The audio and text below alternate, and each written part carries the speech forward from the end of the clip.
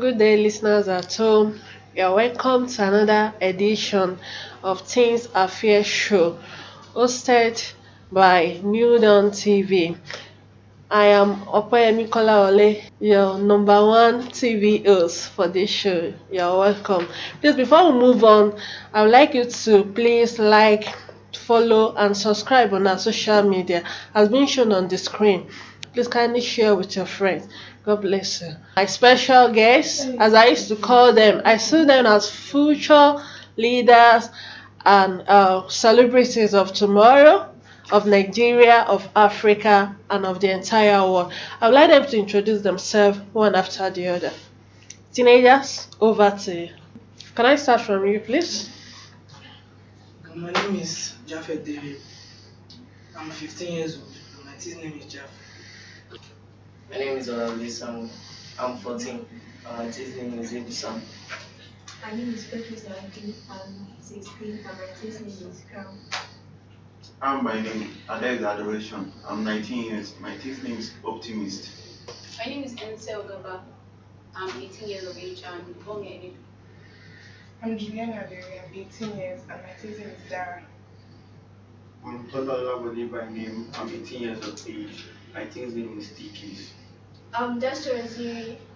I'm 13 years old and my teens call me Bibi. Okay, thank you very much. You are all welcome. You are looking very cute and beautiful. Appreciate yourself. Just keep up. Thank you. So, on the show today, we are going to be looking on a topic I call friendship. Some of you have some aspiring questions in your mind on friendship. Some of you are having problem with having friends. All these things will be tackled on the show today. And I'm lucky to have somebody so special in our midst today. She is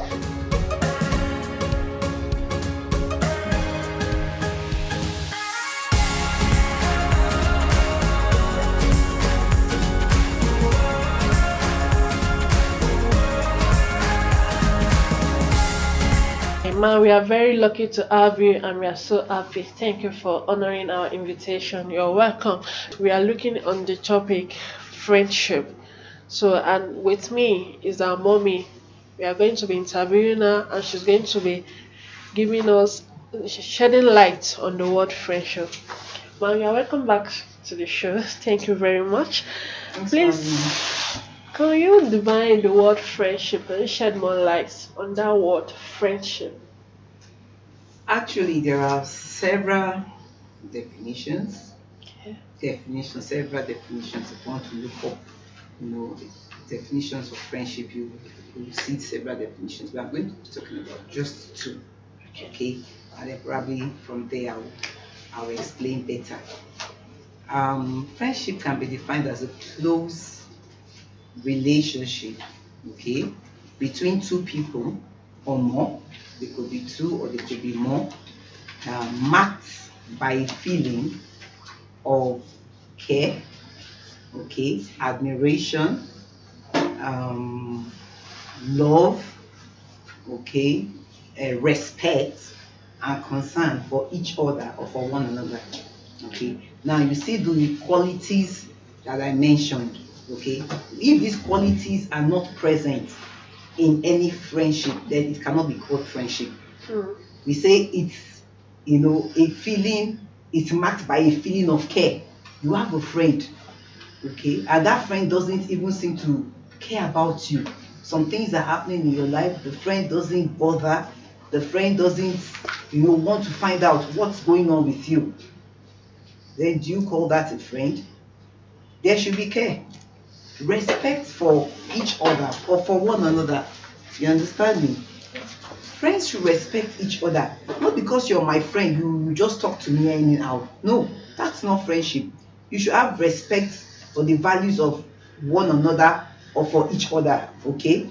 Friends should have concern for one another. Friend, any relationship that is to be called friendship must have concern for one another. You must be concerned about what is going on in the life of that person or those group of people you call your friends. The person is is moody, you are trying to find out what's wrong with you. Are you okay? Are you did something go wrong? Be concerned about your friend, okay? And then the other one, you should have admiration. You should admire the gifts. Probably your friends have some special abilities. Admire your friends. Don't be jealous. When there is jealousy, it's no longer friendship. Okay, and then of course love. What I mean by love, I'm talking about genuine love. Okay, genuine love for your friend. Genuine love covers up for every other thing. Bible says love. You see, I'll be talking Bible because I'm a minister of the gospel, so you He's hear me allowed. make references to quotations in the Bible. Okay, so the Bible says that a friend sticketh better than a brother. Love covereth a multitude of sin. When you sincerely love your friend, then every other thing will fall into place. All the other qualities I've talked about. So before you can actually call a relationship between two people or an association between two people or more than two people, before you can call it friendship, then they must possess these qualities. Do you understand me? Okay. Then the other definition I would also like to talk about is friendship being defined as a mutual relationship between two people. A mutual. What do we mean by mutual? It means both parties feel the same way. Both parties, as in you are my friend, I'm your friend, we feel the same way. It's not this kind of one-sided kind of friendship. Have you seen a friendship where one person is forcing himself on the other person? That's no longer friendship now. You can't call somebody your friend and you are enduring the person. That's not your friend. So as the person comes around, this person has come again. The person cannot be called your friend. So friendship should be mutual. Both parties must feel the same way. If I call you my friend, then I should be glad to have you around me. If you call me your friend, then you should be glad to have me around you. So the feeling must be mutual. It must be the same. Okay? It must not be one-sided.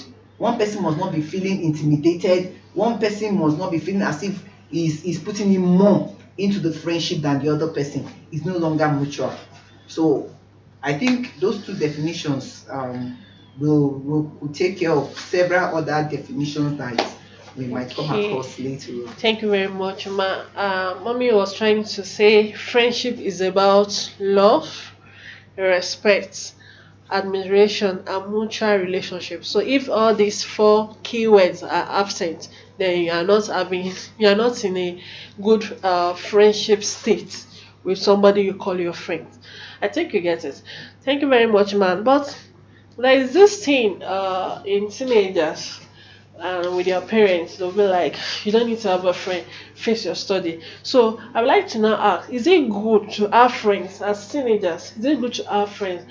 Maybe because of our parents' experience with friends and they are telling us no friend, you alone and your siblings and your book. So please can you help us and help the parents at home that are watching us?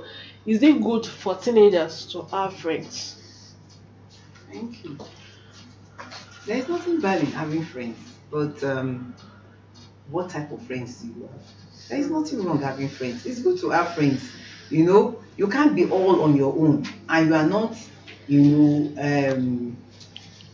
don't have all the knowledge that you need. So it's good to have friends, but you need to classify your friends. Classify your friends. Okay, what kind of friends do you want?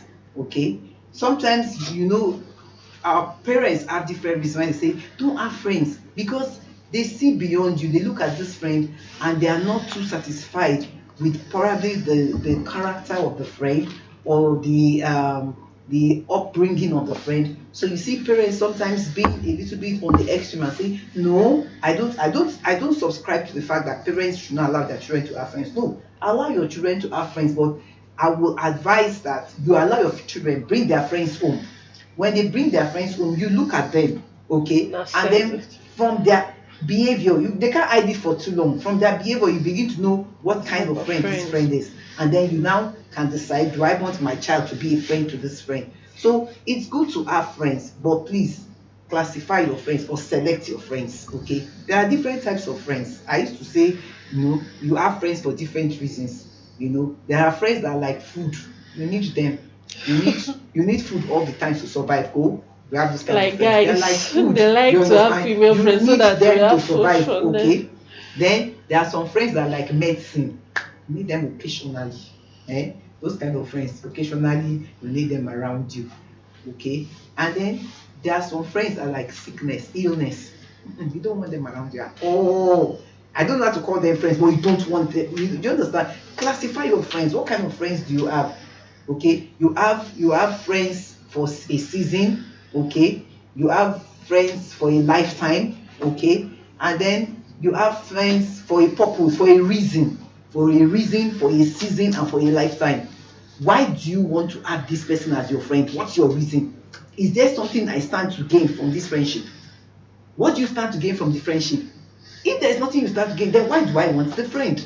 Okay? Then you must find out for every friend you want to have, what is my reason for having this friend? That will determine what both of you, want to achieve from the friendship. Okay? Then some friends you have friends for a season. Okay? They are that some people think that because I'm your friend, you must be my friend for life. No, it doesn't work that way. Sometimes you have friends for a season. Maybe at that particular time there was something that brought both of you together, and by reason of that, you now became friends and you were really, really, really close. After then, you might go your separate ways. And that's fine. That's good enough. So you have friends for a season. Then you have friends for a lifetime. You can have friends that are for a lifetime, are friends that you need. They give you counsel. Okay, they give you counsel. They tell you when you are going wrong. They tell you when you are going wrong. So you must determine what kind of friends do I want. There is nothing bad in having friends, but why do you want to have these friends? It's not just, you don't just want every kind of people to surround you. No. If you know where you are going in life, you have a goal in life, okay, you have set a goal for yourself, then you should find out, why do I want this person as my friend? Or why do I want this group of people as my friend? It's not just everybody that you should surround yourself with, okay? So you have friends for a reason, you have friends for a season, and you have friends for a lifetime. Okay, so you have. I would like to pick the three last words that she said. You have friends for a reason, and for a season, and for a lifetime. So, like seasonal friends, like your acquaintance, you are not too close, but you are not enemies, but you are just like friends. They rub minds together once in a while when you see each other, maybe on vacation, like that, like that. But there are some friends that are just there for you. Even when you get married, they are like best friends, best friends. So that's that about that. But I've done some research and about teenagers, some of the questions they ask on friendship. So I'm trying to be like an advocate for them. I'm bringing the questions to the show today. So I'll be putting myself in their case. So I'll be using the word I almost all over. So just try to understand with me. So the next question I want to ask you is, teenagers used to have this kind of question like, how can I cope with loneliness? That is, not having friends or having problem with friends. Some of them really want to have friends, but they have problem with friends. Maybe they feel like you are not among us, they are not of the same caliber, or like that. So they don't even have friends at all. So how can they deal with that? And they feel lonely. Their parents, they are too busy for them, so they just feel themselves. They don't have anybody to talk to. So how can they deal with loneliness? Okay, what is loneliness? Loneliness is a state of being alone. Okay, it's a state of being alone. Loneliness is not it has its advantage. I will explain. It also has its disadvantage. Okay, let me talk first about the disadvantage. Okay, loneliness is not good for even the state of your health. Loneliness, it's not good. Loneliness, you should have people you can talk to, people you can confide in, people you are free with. Loneliness affects it gives a lot of health challenges. It leads to high blood pressure, it leads to heart challenges, it leads to depression, it leads to low self-esteem. Why would somebody say, I don't want to have friends, or I don't want to relate with other people? Sometimes it could be low self-esteem. I look at this person and I don't feel that me, I don't match up with this person's class. I know it's low self-esteem when you look down on yourself, when you think that these other people are better off, and then you now feel like if you associate with them, they will look down on you. That's low self-esteem, and for that reason you now withdraw. That one is bad. Okay. Then sometimes let me also look at the other side. High self-esteem. You feel you're not your class. Hmm. I am better off. I'm being proud. Don't fall into my category of people I relate with. That's another reason why sometimes you can also withdraw and not want to associate with friends. And at the end of the day, you don't have And any at the end of friends. the day, yes, you don't have any friend. That's one. Your attitude alone will drive people away from you. You won't even naturally you won't even have people that want to be your friends. That's high self-esteem. You understand me? So loneliness is it's not something I will advise that anyone try and have friends. Okay. Now when I say the advantage of loneliness, it's not loneliness per se. Let me call it being withdrawn. Sometimes you need to withdraw a little. Okay. The Bible says, and Jesus, okay, Jesus withdrew. It's not withdrew. The Bible used he he just used to stay alone for a while. Okay. You know what staying alone does for you? During that season of staying alone, it gives you the ability to think. You don't always need a crowd around you. Sometimes you want to withdraw and reassess your goals in life. You want to withdraw and meditate on some things. You can't think in the midst of a crowd. Don't always want to be among friends, always want to be among. You cannot think. Okay? You need to set new goals. You need to hatch new ideas. You need to bat these new ideas. Those things are only achievable when you are withdrawn.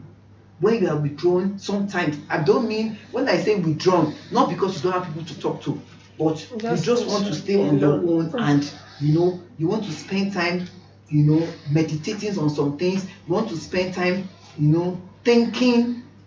There's a need to think. A lot of times, teenagers are just, they want their parents to do the thinking. But you must set goals for yourself in life. Set goals for yourself. Where are you going to?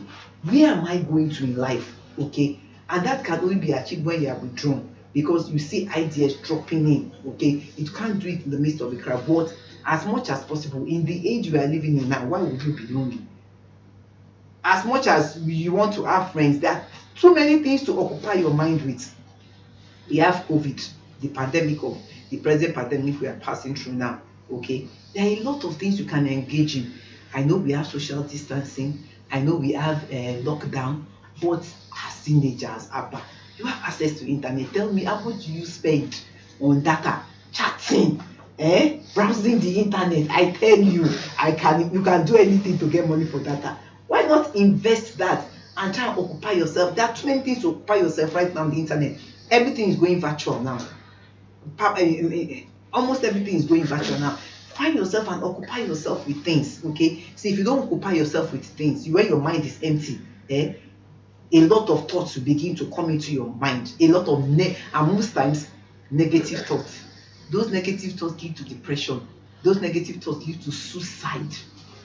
That's why you see people wanting to commit suicide. People that commit suicide are not people that don't have money or are poor, or you have not heard, or people that are rich, famous, celebrities, and they committed suicide. It was a state of loneliness that led to it. It was a state of loneliness. They did not find what they did not occupy themselves, with the right things and the right people. So they felt they were lonely. Okay. So I will advise that as much as possible, you may not need to always surround yourself with 1, 2, 3 friends, but don't let friends be there's a word I'm looking for. Don't allow your friends to determine your mood, because when they are not there, you will get moody. Don't ever allow your friends, because this friend is not around, you now get moody. You now start, no. They should not be a determining factor. They need to be self-independent. They should not be a determining factor at all. Whether your friends are there, rejoice. Whether they are not there, find something else to occupy yourself. Okay, thank you very much. I think I would like to add this. Like personally, if I'm to talk about my personality, I'm very jovial. I make friends easily, and at the same time, I'm reserved. You may see me some other time, like, is it not this person that was playing with us and she's not even talking to us? That does not mean something is wrong with me, but I'm just being meditating. So loneliness can be of good advantage. You understand? That's when you are reserved, you are meditating. You understand? Or and it can be of disadvantage as well, which is very deteriorating to your health. So you need to just to strike a balance between the two. Viewers at home, please don't forget to subscribe to our social media: Facebook New Dawn TV, Instagram New Dawn TV, and YouTube New Dawn TV. Make sure you like and share. And on the Facebook, kindly click on the subscribe button and give us a thumbs up. Thank you very much. Welcome back to the show. We are still on friendship. And there is this issue of peer pressure that is very common and rampant around, especially with children, with single parents that they don't have, the parents don't really have enough time for them, and their peers almost be the one that is dictating for them. They have to talk to their friends like that, like that. So, how come they handle peer pressure? Because when they give them, say, do this, and you don't feel like doing it, and they say, okay, you don't want to do it, then we do this for you. Like being bullied in school and all that. So please, can you shed more light on it? Okay, peer pressure. What are your values in life? What are your values? You should have values.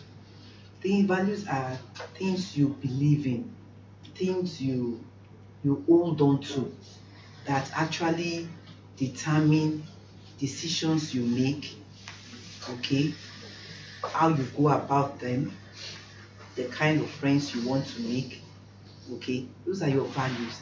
We have values for different things. You have personal values, okay. We have relationship values. You have values for different things. You need to ask yourself, what are my values for life? If you don't have values, okay, personal values for yourself, anything that comes your way, you fall for it. You fall for anything or anyone that comes your way. Whatever somebody brings your way, somebody will tell you, hey, this is happening somewhere, please, let's do that. You will just follow because you don't have any personal value that guides you. What guides your life? What determines the kind of decisions you make? Do you just allow anybody into your space? You just allow anybody? Do you allow people to just determine, how your day goes? It's something as simple as that. Anybody can just walk into your life in the beginning of the day and just say, as you people talk to yourself, so boy, now let's go, and you are just there, you're just going. You have no plan for yourself. You have no plan at the beginning of the day. The fact that school is not in session, the fact that you're not so busy now, doesn't mean that on a daily basis you shouldn't have a plan for your life. The only reason why you will bend to peer pressure is because you don't have a plan. Okay, man, sorry to cut in. There is this scenario, like some teenagers, they are determined to do the right thing. They are well brought up, but they find some guys that are even more than them in school, especially in school. I've used school as an example, and they are threatening them. If you don't like, okay, some teenagers, like those in the 18 years, 19 years, they're already in the university, and when they are in other level, they are CJJC, like they used to call them. So some teenagers, maybe because of their background, they have already started going to party, smoking like that, and they are threatening this innocent guy. The guy did not want to cooperate with them, but they are like, if you don't do this, then your life is in danger, and if you dare tell anybody, this is what will happen to you. So how do they cope when they are under this kind of pressure on their peer group? Because this is really what is happening. Well, the problem we are facing. It still comes back to what I just said now. You must have confidence in yourself. Okay, sometimes you see others, you see this person is trying to coerce you to do what you don't want to do ordinarily. Be ready to stand by your answer. Even if at the end of the day he actually bullies you or tries to beat you up, at least you did not submit to his pressure. Stand by your answer. Learn to stand by your answer. Sometimes I know we meet these kind of things. I know that your age sometimes is a little bit difficult, but even while we were growing up those days, okay, we needed to stand by what we believe in. Okay, we learn to say no. Let your no be no. Even the Bible says, let your yea be yea, and let your no be no. You might see people that will intimidate you with all manner of things. After a while, after they are finished trying to bully you, after a while they will leave you. If you learn to stand by your word, learn to stand by your word. And then who are you? Sometimes these things happen because you have double standards. Sometimes you have double standards. So sometimes you see these kind of things happening because you yourself don't know who you are. Okay, who do people know you for? They may sometimes try to pressure you into doing things, okay, but if they know that oh boy, this one, anyhow you take try, this one shall try, but this one it will not even budge. You understand? Have a standard for yourself. Let people know you for something. Let people know that this one, she does not do this type of thing, she does not believe in this type of thing, she does not go to this kind of places. From the beginning, anywhere you find yourself, always set a standard for yourself. But if they see that today you are this, tomorrow you are like this, you don't have a standard. That is why anybody can come up and try to bully you or intimidate you or coerce you to do what is not right. If you say, for me, the kind of person I am, I don't go partying, and that's your standard, okay? Maybe I don't go to 9 parties, not just party, but I don't go to 9 parties. Let's say you are in school now, and you are schooling where your parents are not. You will not always be with your parents. A lot of you, I'm sure some of you here are already in the higher institution, and you are not staying, your school is not where you live with your parents. So stay in the body now. Okay, yeah, and you stay in the hostel. So okay, in that case, you really don't have the fear of, hey, my daddy will see me or my mommy will see me. You're on your own now. So what determines your decisions? If you don't have a standard for yourself, so from the beginning, build a reputation for yourself. These are the kind of things I do.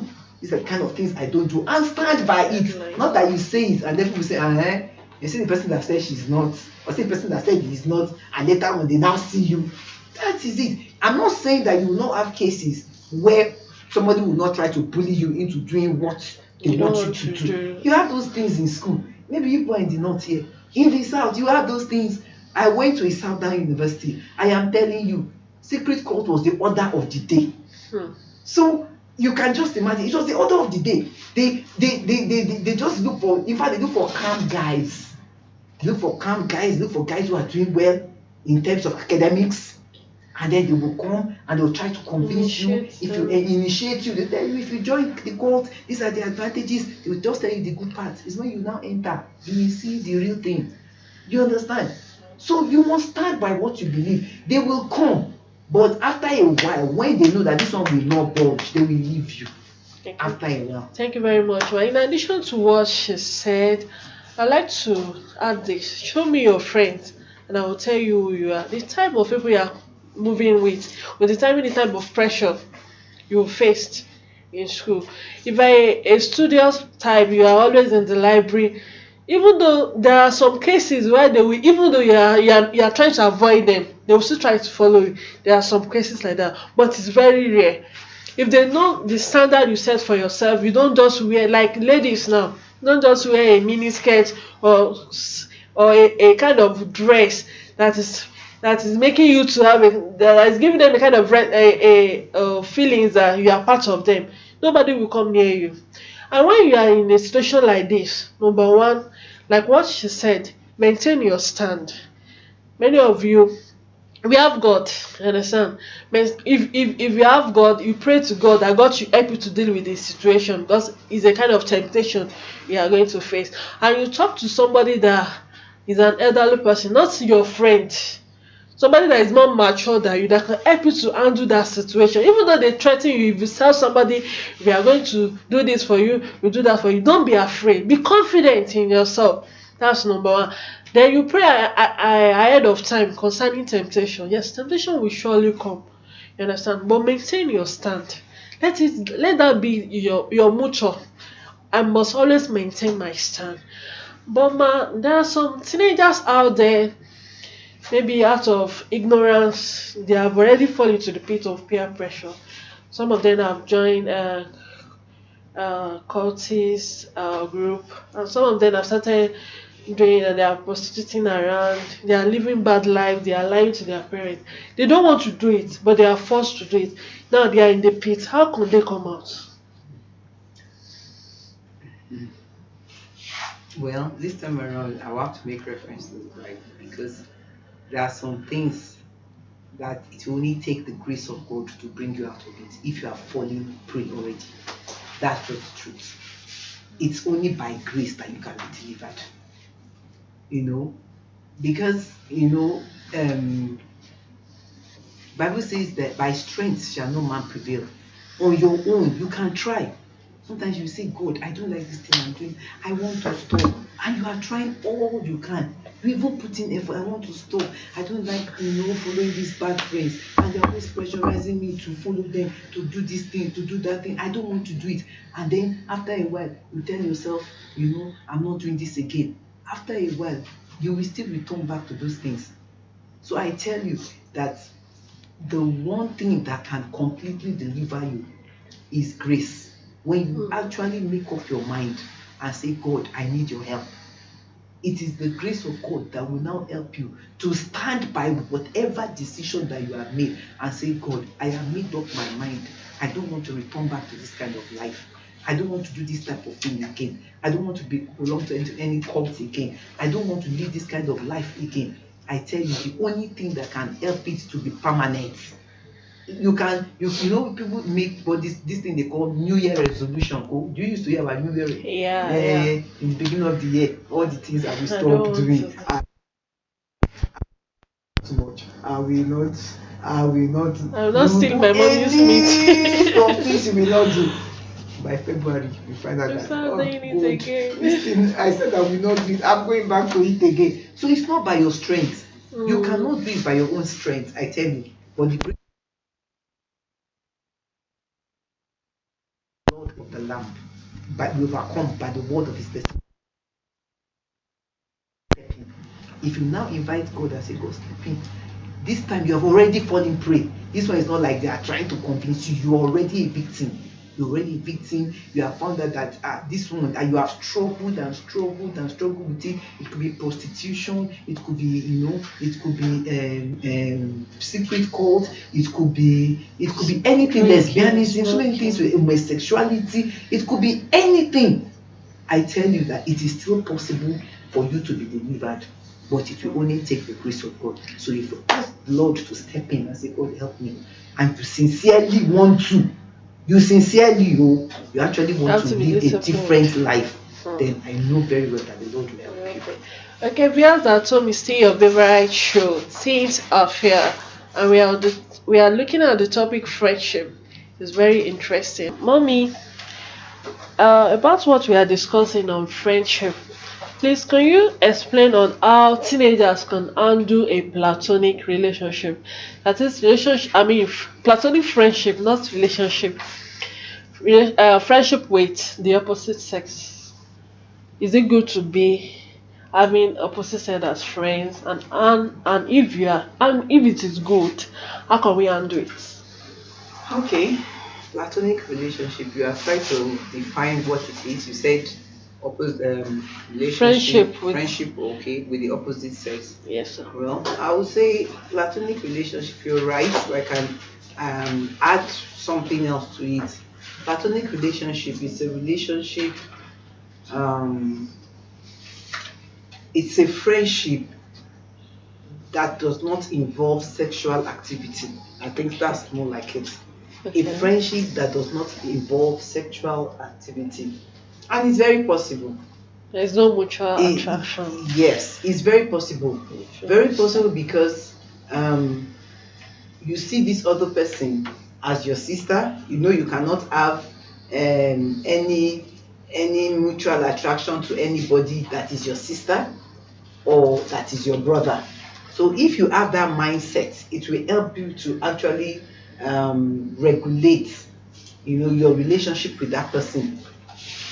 We know very well as teenagers, which is very, very normal. Teenagers, when you get to the age of the teenage age, we are talking about 13 to 13 19. to 19. Okay, now a lot of changes takes place. Okay, we have physical changes. Okay, that takes place in your body, which probably most of you are beginning to experience. Some people could start as early as 9 years old. Okay, but let's talk about those changes, those physical changes that take place in your body. A lot of them, we don't need to talk about them, you already know them. Okay, then you also have what we call emotional changes. They take place. Okay, now when we talk about emotional changes, we are saying Of attraction. an attraction to for the opposite sex, Yeah. a desire to want to know more about sex, a desire, okay, a desire to want to begin to ask questions. It is an emotional change that takes place in you. Now, if you don't begin to feel like that, you are abnormal. So, if you actually have those feelings, it's a normal thing. It is just a stage of your life. It's another phase of your life, okay, that you are passing through. So it is normal, okay. So you begin to have that attraction towards the opposite sex. It is normal because it is a feeling. It is a change that takes an emotional change that takes place in your body. But we have what we call self-control. Self-control. Now, self-control helps you to determine self-control helps you to check those kind of feelings that comes your way when you begin to notice those kind of things. When those kind of things come, self-control will tell you that no, you cannot do this. No, you cannot begin to feel like that towards this person. Okay. Two things I want to emphasize that can help you to check this thing. What you see and what you hear. What are you feeding on? What do you feed your mind on? A lot of times what you feed on your mind on is what brings all these kind of thoughts to your heart, to your mind. What are you feeding on? If you are feeding on the wrong things, the wrong thoughts will come to your mind. What are you feeding on? Have you ever seen a child that is suffering from kwashiorkor? What does he feed on? Starch. Then you now see has big head and small stomach. That is the result of what he is feeding on. Okay, he does not have proper growth. That is just it. So what do you feed on? A lot of you, sometimes you think it doesn't matter. You feed on the wrong things. The result is that the wrong thoughts will come to your mind. You are feeding on the wrong things. You are feeding on pornography. Why would you have wrong thoughts? If you are feeding on pornography, you will definitely see the opposite sex, and those things that you fed, those things that you read or you understand, you were reading or you were hearing or you were watching, they play back. They will play back. So watch what you feed on. See, that is what you feed on, what you hear, and what you see. Watch it. You think it doesn't matter? It matters a lot. It determines your reaction when those kind of things come. If you are feeding on the right things, of course, those thoughts don't even come your way. Because you have not even, the Bible says, as a man thinketh. So easy. What are you thinking in your mind? What you are thinking in your mind will help you to determine whether to look at this person, the opposite sex, as your brother, or as somebody you want to have any sexual activity with. So feed on the right things. Now we see a situation, we have high rate of rape. High rate of rape in Nigeria, especially now. It has not been like that. But of recent, we are seeing it, even though we don't rule out the fact that some of them are for ritual purposes. That's the truth. when you see somebody try to rape a 3-month-old child, you know that that one is sick. Is sick in the head. Some of these things that happen for ritual purposes, but we have a high rate of rape right now, and people are not feeding on the right things. As young teenagers, don't allow your mind to feed on things that will pollute your mind. There is no way you can maintain a platonic relationship with somebody. You can be very close to the opposite sex, and yet what determines your closeness are your common interests. Maybe both of you love doing some things. This person loves sports. And then, yes, it could be sports. It could be sports. It could be academics. It could be you just have a common interest, and you just enjoy discussing, gisting, talking with your, and that kind of thing doesn't come to your mind at all. Without any feelings. Right now, I don't blame you guys. Social media, as good as it is, it has its advantage, it has its disadvantages. You see, even when sometimes you open a what do you call your phones? Android phone. Even when you don't want to look at, what pops up is a naked person. You do. So as good as social media is, but some people actually go out of their way and go to sites that have to do with pornography. How do you feed your mind with that kind of thing? Definitely, you cannot maintain a platonic relationship if you are feeding on the wrong things, you are hearing the wrong things, and you are seeing the wrong things. You cannot. I tell you, it is not possible to maintain a platonic relationship. Thank you, ma. There is a point I got from what she said. There is always a playback of what you feed your mind on. So be careful of what you feed your mind on, because there is always a playback on it.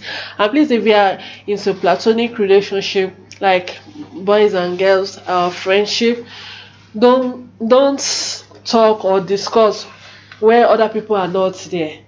Let your discussion be an open discussion, so that there will not be temptation or feelings or mutual attraction.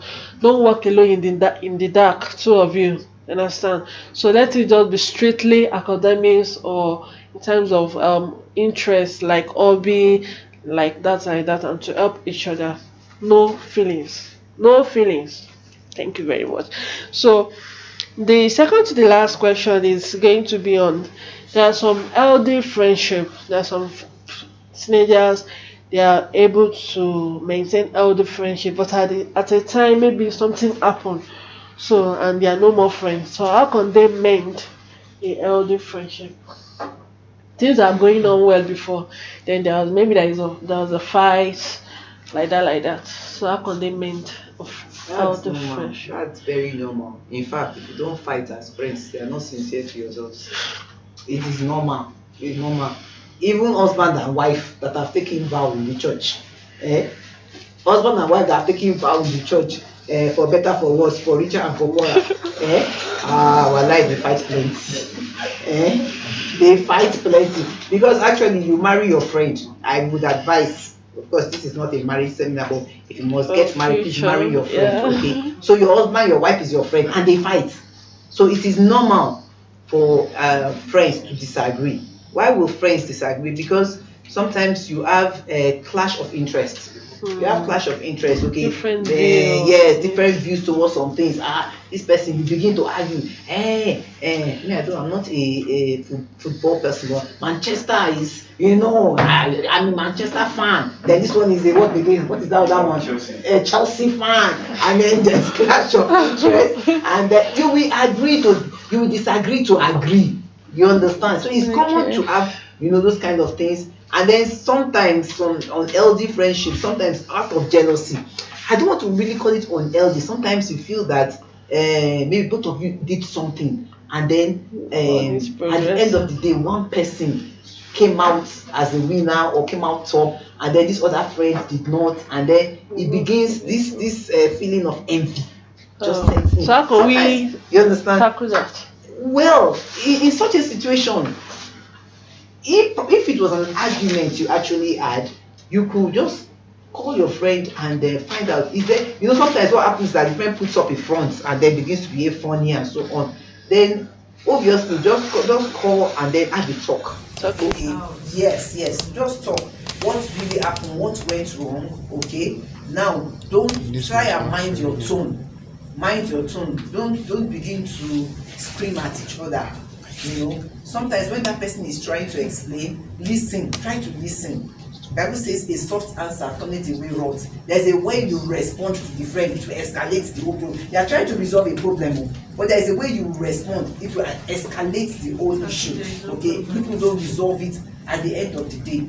So you need to, sometimes, even when a friend is really angry, so that you will not worsen the situation, you can walk away for that time. And then when you are calm, you now come back, the both of you will talk, you will now sort it out. Do you understand? So it is not abnormal for you to have you have a fight with your friend. It's not abnormal. In fact, a lot of times a true friend, what I really call a true friend, is somebody who will tell you the truth even when you don't want to hear it. Somebody that will tell you the truth even when you don't want to hear it. That's a true friend. So that will tell you that, okay, this thing you are doing, it is wrong, even if you be angry. You understand? Someone that will actually tell you that what you are doing is wrong. That's what I call it. So in most situations, you don't even want to accept what he's saying. So you can always have, clashes. You don't agree with one another, but you always disagree. So I agree. Thank you, man. Lastly, is it good to have friends online, like on social media? You've never seen the person face to face. You met on Facebook and you are chatting. Like I have a cousin, she doesn't have best friend among people that she's seeing face to face. She prefers to have Oyinbo guys on a normal ground. But is it really good? Somebody you've not met before to make friends online. Online friends. Yeah. They have their advantages, and they also have plenty disadvantages. Online friends. Who is an online friend?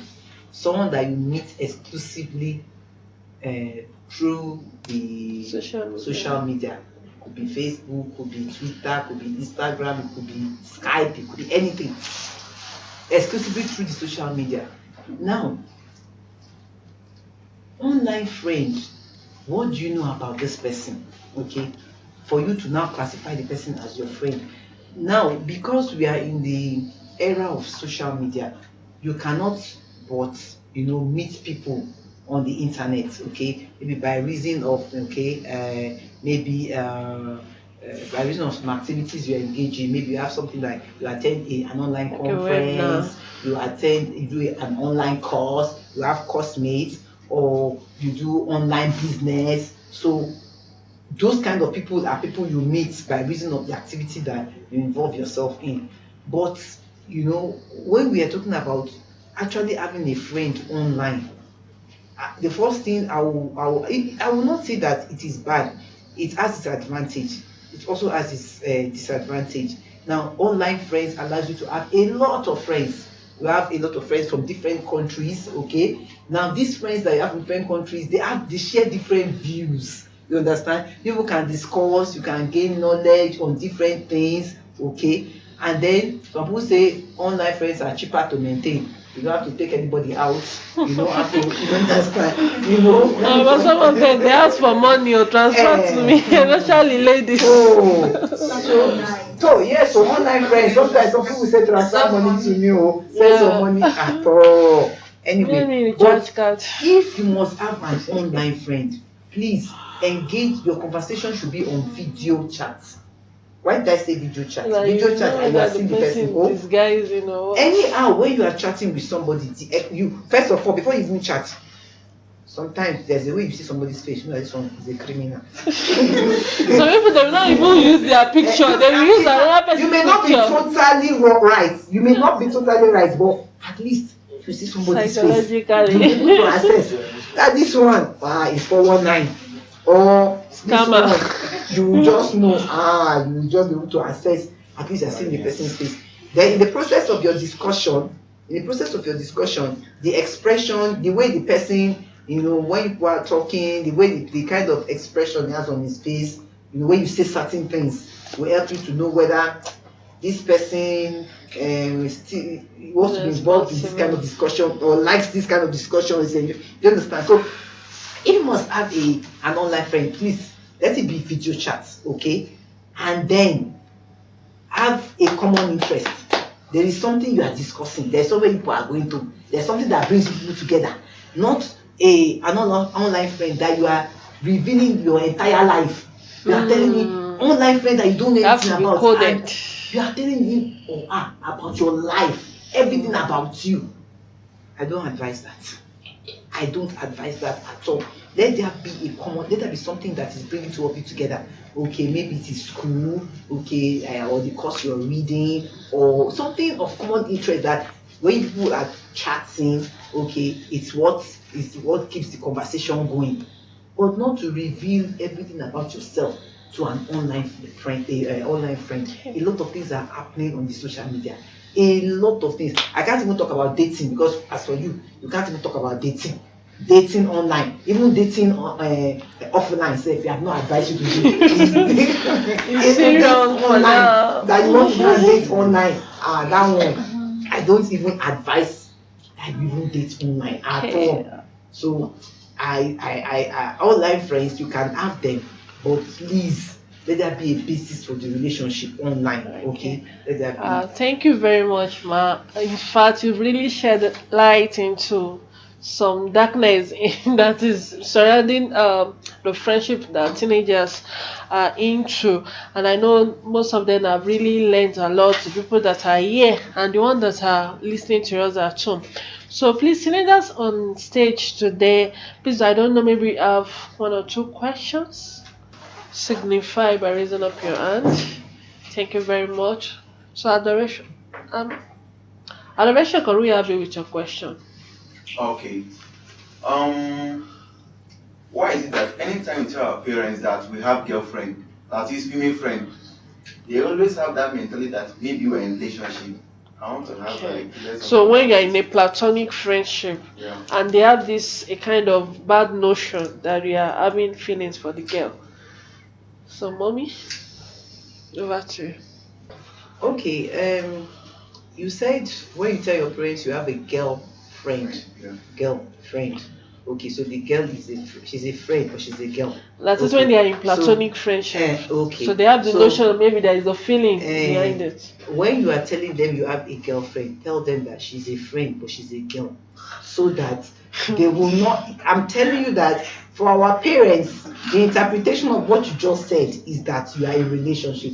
It's not their fault. I'm telling you. I'm a parent, so I am telling you what goes through their mind. So if you are bold enough, for those who are bold enough to tell their parents that they have a girlfriend, tell them that mommy, daddy, this is a girl, she's my friend, she's a girl. Okay, I think I would like to. And we have it's not any relationship, it's a platonic relationship. You need to explain further to them, okay? So because they are in their mind, you are saying I have a relationship with this person, and if sincerely that's not what you have, then let them know. Do you understand? If you are sincere with yourself, let your parents know that this and this is the reason why this girl is my friend. This is our common interest. This is what has brought us together. Do you understand me? Okay, thank you. I would like to buttress more on that. There is this notion, is something that is very common, especially in Nigeria parents. When you see your friends hanging around with the opposite sex, you think, your children that are teenagers, you think they are in a relationship. It's not all, but at first you need to know your child. Do you really trust your child? Are you really that close to your child? Do you have that relationship to believe in your child? So that's where the problem lies. So if you are not too close to your child, you don't know what the strength of your child, because rightly some teenagers, they can be in a relationship with opposite sex because they have bad attitude. So but in order to create any commotion and not for the teenager to be feeling bad that my mother or my father is having a bad notion about me, we need to trust our children. We need to have a relationship with them, a rapport with them, so that when they bring their friends, you can be able to divine the type of friendship they are in. Thank you very much. So in addition to that, okay, that sometimes your parents, they get a little bit uncomfortable because of maybe some of the characters you may have displayed at home Before. before. That's why sometimes they get uncomfortable. They'll say, with the present trend of things, they want you to actually tell them what is going on between you and this person, okay, and this female friend. So be sincere with your parents. Sometimes I know that sometimes some of you are not too free with your parents, okay, but as much as possible, I want to advise parents, be close to your children. When you are closer to your children, they'll be able to open up to you. Yes. You understand? So at least when they open up to you, you can advise them if they are going the other way. If they are going the wrong way, you can advise them. But when you are not open to your children, when you are too harsh with them, sometimes you see they are too withdrawn. far away. You are too far. No, not that you should be firm as a parent. As a far, like there is a distance. That is, you have not established a relationship with your children, so they can't even open up to you. But if we do establish a relationship with them, even before they will be so free that they will tell you, okay, what is going on between the child and then the female friend or the male friend. Okay, thank you very much. Next person, Dexter, can we have you? So my question was, I had this friend, we just met from JSS1. So when she was always rude me, she had this attitude that I didn't always want to be around her because she was always rude me. But then after a while, I started enjoying it. But then, I'm not sure if maybe we should still be friends, or because up to now we are still friends. But then she has changed a little bit. So I'm asking, should we still be friends? Go on, or we should Like the friend is kind of rude, doesn't have good attitude at first, and she's not too comfortable with the friend. But later on, she started enduring it, and maybe the friend changed a little bit. So is it still advisable for her to continue in that kind of friendship? I don't know.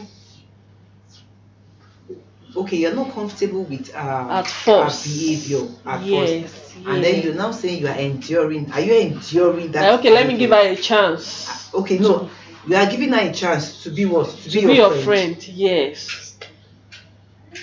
Are you giving her a chance to be your friend? Or yeah, she gave her a chance. You are still enduring her behavior. No, she gave her a chance to be her friend. Then along the line, the girl started changing, as in being a good person. To see some but changes in her. Is it really good? Is the future of the friendship good?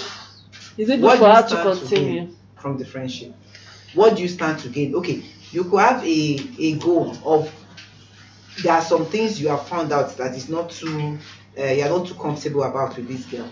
Some character traits that you are not too comfortable with. Okay, you can make up your mind that I want to influence this girl positively.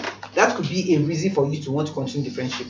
Okay, but if you know that this friendship is more of a burden to you, and that this girl, I'm only enjoying a friendship, would likely tell her or find a way of withdrawing yourself from the friendship because it will lead you to nowhere. Do you understand? Are you okay but with the if answer? You feel that I can help this girl, there's a way I can help her, there's a way I can impact on her positively, okay, then that should be a reason to want to continue the friendship. Then you can still go ahead with the friendship. Thank you. The last but not the least, can we have you? Someone. Okay. My question is, there's a friend, my friend. Okay. Anything I said, he always go against me. But me, I used to support him when we're outside or I used to support him. But me, every time he always go against me. So what should I do? Well, I wouldn't know why your friend is always against you, but there's this group of friends I call real friends. Okay, now real friends are people that stand by you unconditionally.